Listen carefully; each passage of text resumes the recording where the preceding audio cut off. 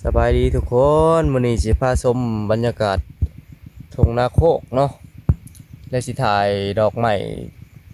ตามธรรมชาติให้เบิ่งเนาะนี่สิเป็นดอกกระเจียวเด้อทุกคนเด้อดอกกระเจียวเนาะดอกกระเจียวสีอิฐเนาะ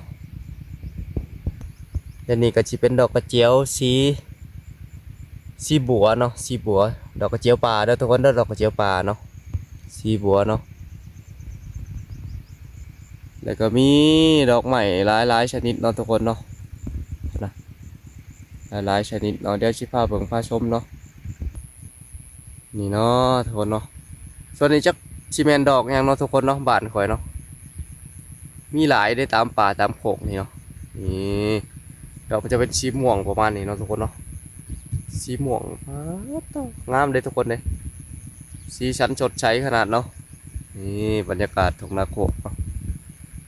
ทุ่งนาโคกถัดจากดอกสีม่วงกับสีมาเป็นดอกสีขาวเนาะทุกคนเนาะดอกสีขาวเนาะ สำหรับไม้แต่ละดอกเนาะใครเคยเห็นเคยพอเนี่ยก็คอมเมนต์บอกกันได้แล้วทุกคนว่าดอกหยังเนาะไปกับโบหูเนาะบางดอกไปกับหูบางดอกไปกับโบหูเนาะทุกคนเนาะมันมีหลายดอกเนาะหลายชนิดหลายเนาะหลายอย่างเนาะนี่คนละขาวๆอยู่หักหลายทุกคนธรรมชาติยังงามอยู่เนาะนี่ทุกคน